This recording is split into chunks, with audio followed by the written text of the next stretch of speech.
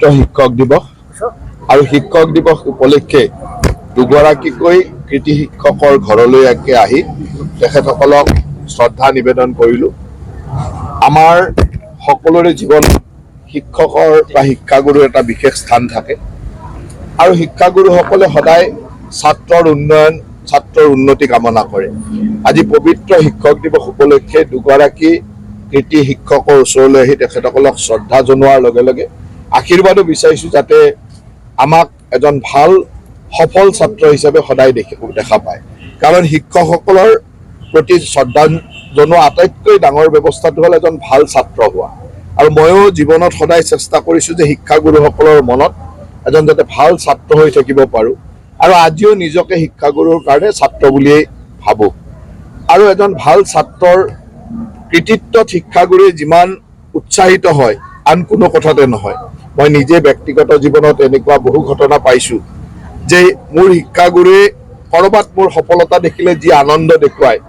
মই যেতিয়া LP স্কুলত প্ৰথম বৃত্তি পাইছিলোঁ, ৪ৰ্থ শ্ৰেণীৰ বৃত্তি পাওঁতে আজিও মোৰ মনত আছে যে মোৰ শিক্ষাগুৰুজনে হেডমাষ্টৰজনে দৌৰি দৌৰি আহি উধাটো খাই আহি মোৰ দেউতা আৰু মোক সেই খবৰটো দিছিল।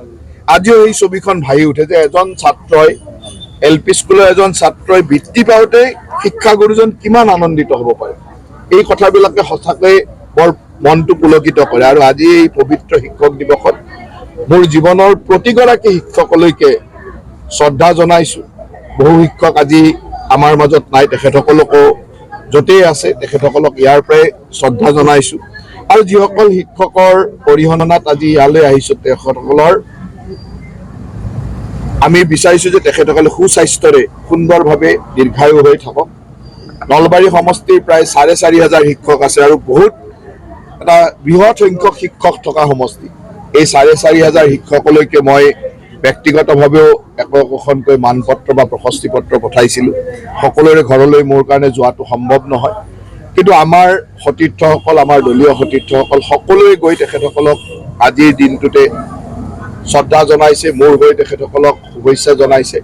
আৰু এই চেগতে মই গোটেই অসম তথা ভাৰতবৰ্ষ বা বিশ্বৰ সকলো শিক্ষকলৈ মই শ্ৰদ্ধা জনাই তেখেতসকলৰ পৰা আশীৰ্বাদ বিচাৰিছোঁ যাতে আমাক সকলোকে এজন ভাল ছাত্ৰ হিচাপে সদায় দেখি থাকিব পাৰে আৰু নিজকে যাতে এজন ভাল ছাত্ৰ হিচাপে পৰিগণিত কৰি ৰাখিব তাৰ কাৰণে সদায় চেষ্টা স্কুলীয়া বা জীৱনৰ কিবা তেনেকুৱা শিক্ষকৰ লগত স্মৃতি জড়িত হৈছে। বহুত স্মৃতি আছে স্কুলীয়া জীৱনত, এনেকুৱা বহুত স্মৃতি আছে। মই যিটো ক'লোৱেই যে মই LP স্কুলত বৃত্তি পোৱাৰ দিনাখন মোৰ শিক্ষাগুৰুজনে মোৰ LP স্কুলৰ হেডমাষ্টৰজনে দৌৰি দৌৰি মোৰ ঘৰলৈকে আহি খবৰ দিছিল, মোৰ দেউতা আৰু মোক। সেই ছবিটো আজিও ভাহি উঠে। এনেকুৱা বহুত ঘটনাই আছে, আনকি একেবাৰে LP স্কুলৰ পৰা কলেজ ইউনিভাৰ্চিটিলৈ পঢ়ালৈকে। আৰু আমি শিক্ষকৰ লগত খুব মধুৰ সম্পৰ্ক ৰাখিছিলোঁ। আজিও সেইকাৰণে শিক্ষকসকলে বিভিন্ন স্থানত যেতিয়া লগ পাওঁ, বিভিন্ন কথাত লগ পাওঁ, তেওঁলোকক লগ পালে বহুত পুৰণা কথাবিলাক মনত পৰি যায়। একেবাৰে স্কুলীয়া জীৱনৰ পৰা কলেজীয়া জীৱনলৈ অজস্ৰ এনেকুৱা ঘটনা আছে যিবিলাক ঘটনাই ৰোমন্থন কৰি আনন্দ অনুভৱ কৰোঁ যে ইমান মৰমৰ ছাত্ৰ হ'বলৈ চেষ্টা কৰিছোঁ। আৰু আজিও মই জানো যে মোৰ শিক্ষাগুৰুসকল মোক যোনে ব্যক্তিগতভাৱে পাইছে, প্ৰতিগৰাকী শিক্ষাগুৰুৱে যেতিয়াই মোৰ সফলতা দেখে ক'ৰবাত নহয় ক'ৰবাত তেওঁলোকৰ আশীৰ্বাদ, ক'ৰবাত নহয় তেওঁলোকৰ মেছেজ এটা, ক'ৰবাত লগ পালে শুভেচ্ছা এটা সদায় পাওঁ। আনকি আদৰ্শগতে বেলেগভাৱে থকাও, আদৰ্শগতভাৱে হয়তো মোৰ আদৰ্শৰ লগত নাই, মোৰ ৰাজনৈতিক আদৰ্শৰ লগত নাই, তেনেকুৱা শিক্ষকে সদায় মৰমৰ দৃষ্টি আছে। আজি কেইদিনমান আগত দেখিছে যে দীনেশ বৈশ্য ছাৰ মোৰ শিক্ষাগুৰু, আদৰ্শগতভাৱে হয়তো মোৰ ৰাজনৈতিক আদৰ্শৰ লগত তেওঁৰ অমিল আছে, কিন্তু ছাত্ৰ হিচাপে তেওঁ আজিও মোক মৰম কৰে। ছাত্ৰ হিচাপে তেওঁ মোৰ পৰা এটা সফলতা বিচাৰে, মোৰ ভাল কামক তেওঁ প্ৰশংসা কৰে।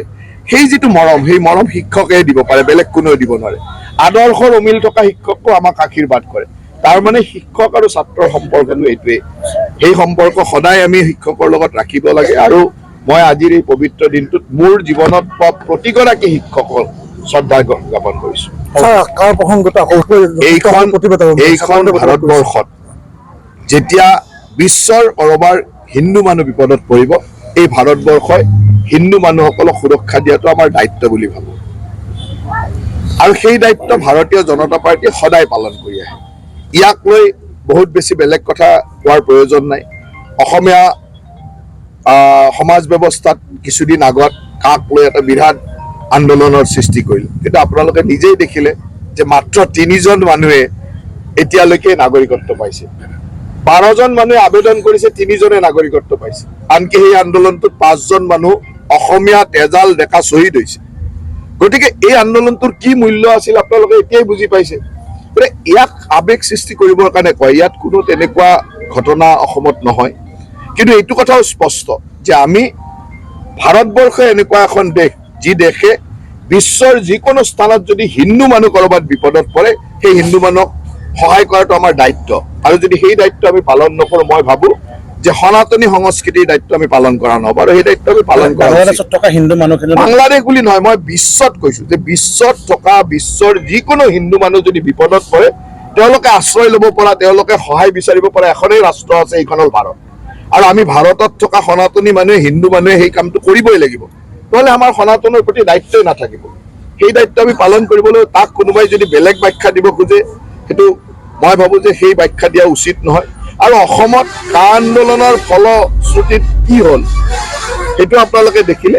আৰু আজিলৈকে কা আইনৰ জৰিয়তে 12জন মানুহে আবেদন কৰি 3জনে নাগৰিকত্ব পাইছে। গতিকে ইয়াত আমাৰ কোনো শংকা কৰিবলগীয়াও নাই, আমাৰ কোনো চিন্তা কৰিব লগা নাই। কিন্তু এচাম মানুহে ইয়াক লৈ এটা ৰাজনৈতিক বাতাবৰণ বা এটা ইছ্যু বনাবলৈ চেষ্টা কৰে, আৰু আপোনালোকে যোৱা সময়ৰ তথ্য ইয়াৰ প্ৰত্যুত্তৰ দিছে। বাকী আমি ক'বলগীয়াই নাই। আৰু কা আন্দোলনৰ যি 5গৰাকী যুৱক নিহত হৈছে, ইতিমধ্যে আপোনালোকৰ শ্বহীদ বুলি আপোনালোকে স্বীকৃতি প্ৰদান কৰিছে, মুখ্যমন্ত্ৰী মহোদয়ে কৈছে, কিন্তু কথাটো এইটোৱে, ছাত্ৰসন্থাই দাবী কৰি আছে সেই শ্বহীদৰ পৰিয়ালক ক্ষতিপূৰণ দিয়াৰ দাবী উত্থাপন কৰিছে। কথাটো এইটোৱে যে আজি আপোনালোকে চাওক যে 3জন মানুহৰ নাগৰিকত্ব পোৱা এটা আন্দোলনত 5জন মানুহ শ্বহীদ হ'ব লগা হৈছে। তাৰ মানে কথাটো হ'ল যে কোনোবা মানুহে তেওঁলোকক বিপথে লৈ গৈছিলে, কোনোবা মানুহে তেওঁলোকক ভুল তথ্য দিছিলে যে 20 লাখ আহিব, 50 লাখ আহিব, 1 কোটি আহিব, 2 কোটি আহিব, এনেকুৱা হিন্দু বাংলাদেশী আহিব বুলি তথ্য দিয়া হৈছে। আৰু নেচাৰেলি অসমৰ আৱেগ থকা মানুহে যেতিয়া ভাবিব যে বাংলাদেশৰ পৰা 2 কোটি মানুহ আহি যাব, 50 লাখ মানুহ আহি যাব, আমাৰ জনসংখ্যাৰ ওপৰত প্ৰভাৱ, জনগাঁথনিৰ ওপৰত প্ৰভাৱ পৰিব, তেতিয়া চিন্তিত হোৱাটো স্বাভাৱিক। কিন্তু প্ৰকৃতাৰ্থত যে এইটো এটা মিছা কথা আছিল, আজিতো তথ্যই কৈ দিলে। আৰু এইটো কোনো একদম স্পষ্টভাৱে ওলাই থকা তথ্য। 12জনে আবেদন কৰিছে, 3জনে নাগৰিকত্ব পাইছে। আৰু এতিয়া যি কথা কৈ আছে সেই তেনেকুৱা ধৰণৰ কথাই হয়। 2-4জন মানুহ যেতিয়া বিপদত পৰে, হিন্দু মানুহ বিপদত পৰে, তেতিয়া আমি সনাতনী সংস্কৃতিক বিশ্বাস কৰা ব্যক্তি হিচাপে তেওঁলোকক সহায় কৰাটো আমাৰ দায়িত্ব বুলি মই ভাবোঁ। এবাৰ মানে আপ্লুত হৈছোঁ যে ভাৰতীয় জনতা পাৰ্টীৰ জৰিয়তে আমাৰ কৃতি শিক্ষকসকলক আজি এই পবিত্ৰ দিনটোত শিক্ষক দিৱসত সম্বৰ্ধনা জনাইছে, আমাক সন্মান যাচিছে। আমি অতিশয় আনন্দিত। আৰু আজি এই দিনটোত মই আমাৰ শিক্ষক সমাজৰ প্ৰতি মোৰ এটা আহ্বান আছে যে আমাৰ শিক্ষকতা বৃত্তিটো আচলতে এটা মহান বৃত্তি, আৰু এই বৃত্তিটো সেৱাৰ মনোভাৱেৰে কাম কৰি আমাৰ যি ছাত্ৰ সমাজ আছে সেইসকলক আগবঢ়াই নিলে আমাৰ দেশখনৰো প্ৰগতিত সহায়ক হ'ব, আৰু আমাৰ ভৱিষ্যত দেশৰ মানৱ সম্পদবিলাক ভালদৰে গঢ় লৈ উঠিব। মই শিক্ষকসকলক সেৱাৰ মনোভাৱেৰে তেখেতসকলৰ এই দায়িত্ব পালন কৰিবলৈ আজিৰ এই পবিত্ৰ দিনটোত মই আহ্বান জনাইছোঁ।